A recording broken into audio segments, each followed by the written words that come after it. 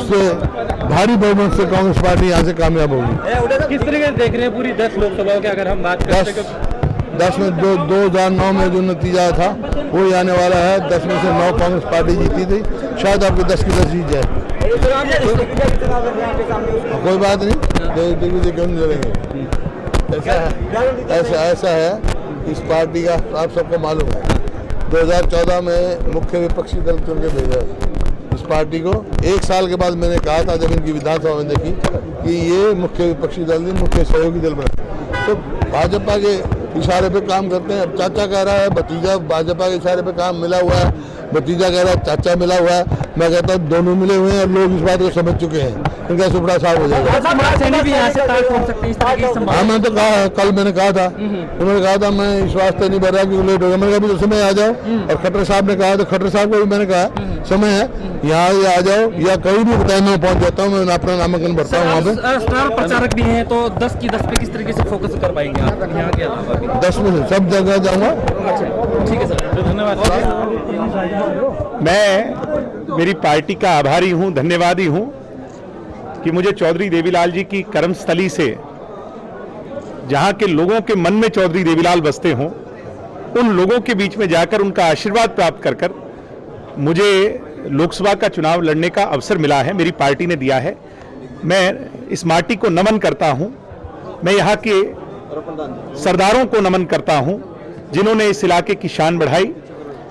मैं इस वीर भूमि को नमन करता हूं और चौधरी देवीलाल जी के दिखाए रास्ते पर चलकर दुष्यंत जी और केजरीवाल जी प्रोग्रेसिव पॉलिटिक्स का जो रास्ता लेकर के चले हैं उस पर चलकर इस क्षेत्र को अग्रणी क्षेत्र बनाने की शपथ लेकर अंदर आया हूं।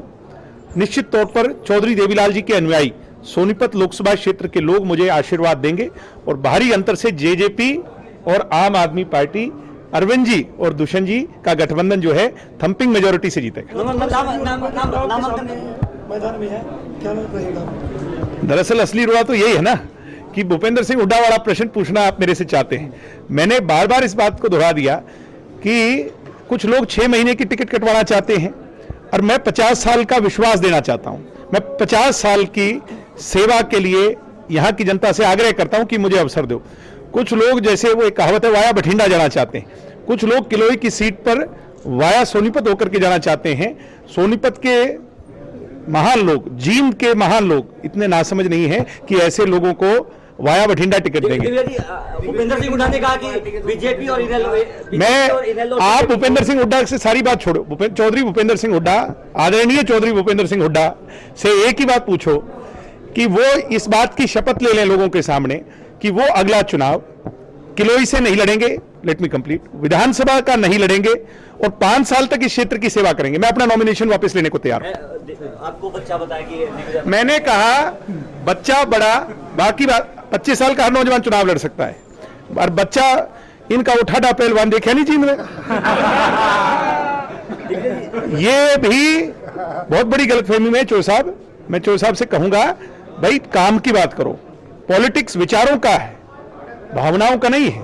भावनाओं पे तो इन महान लोगों को, इन भोले भाले लोगों को आपने बहुत गुमराह किया। मैं तुम्हारी चौधर ले आऊं, मेरी 2 आंख है, इस दूसरी आंख के लिए आपने किया क्या? एक चीज बता दें, एक पुल बनाया और उसकी भी जर्जर हालत है, आज जाके देख लो। जेजेपी और बीजेपी को एक पार्टी बताया है, जेजेपी और बीजेपी को एक पार्टी बताया। भूपेंद्र सिंह हुड्डा को हराने के लिए दिग्विजय को यहाँ पर बीजेपी, भूपेंद्र सिंह हुड्डा तो बीजेपी वाले लोगों से डरते होंगे। दुष्यंत चौटाला और अरविंद केजरीवाल बीजेपी से सीधी टक्कर लेने वाले लोग हैं। बहुत बड़ी गलतफहमी में है भूपेंद्र हुड्डा, जो दर दर की ठोकरें खाकर अपने सीबीआई के केसेस की सेटिंग बिठा रहे हैं। वो डरते होंगे, मगर चौधरी देवीलाल का खून निक्कर वालों से डरेगा नहीं। इस गलतफहमी में ना रहे।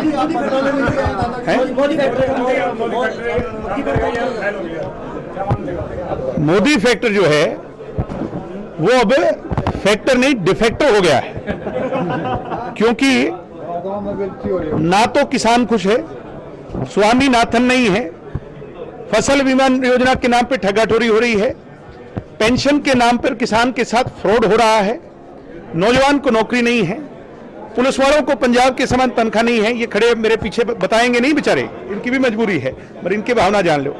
कर्मचारियों को पुरानी पेंशन स्कीम नहीं है, व्यापारियों को जीएसटी ने मार रखा है, दलित और बैकवर्ड को रोजगार नहीं है, उनको दिहाड़ी नहीं है, गरीब कमेरे की सरकार नहीं है, और फिर भी छाती ठोक के कहो भाई मैं चौकीदार हूं। आप चौकीदार तो हो, उन लोगों के हो जिनके 600 करोड़ का विमान आप 1600 का खरीदते हो। आप चौकीदार हो मेहुल चौकसी के, आप चौकीदार हो ललित मोदी के, आप चौकीदार हो पूंजीपतियों के, पैसे वालों के, धना सेठों के, और अब उनके चौकीदार बन के रहना पड़ेगा। जनता का चौकीदार तो अब गरीब किसान कमेरे की सोच से बनेगा, और हरियाणा के अंदर दुष्यंत चौटाला होगा, और भविष्य के अंदर अरविंद केजरीवाल इस देश की सत्ता को संभालेगा और सिंहासन डोलेगा, और ये जो पूंजीपति लोग हैं इनकी छुट्टी होगी। राजनीति में नहीं लिया जाता, हम बदलाव के लिए आए हैं, हम व्यवस्था परिवर्तन के लिए। से कौन सा पूछ भी बताओ, या आप हमें मुझे एक बात बताओ, चौधरी देवीलाल ने हरियाणा बनाया, चौधरी देवीलाल सीकर जाके चुनाव जीते, चौधरी देवीलाल को तमिलनाडु के अंदर मान सम्मान मिला, केरल में मान सम्मान मिला, अरुणाचल में मान सम्मान मिला। उन्हें वहां के लोगों ने भारी नहीं माना और भारी माना, तो फिर यहां से हम जो हमारा जो बनाया हुआ चौधरी देवीलाल जी का घर है, जिसके घर घर में दिल में चौधरी देवीलाल बसते हैं, तो फिर तो हम इसके लिए भारी थोड़ी, हम इस क्षेत्र के हर घर के लिए अपने हुए। भारी हमारे लिए कोई है तो गुजराती गैंग है, अंबानी, अदानी, मोदी, शाह, ये भारी हैं, इनका क्या लेना देना हरियाणा से।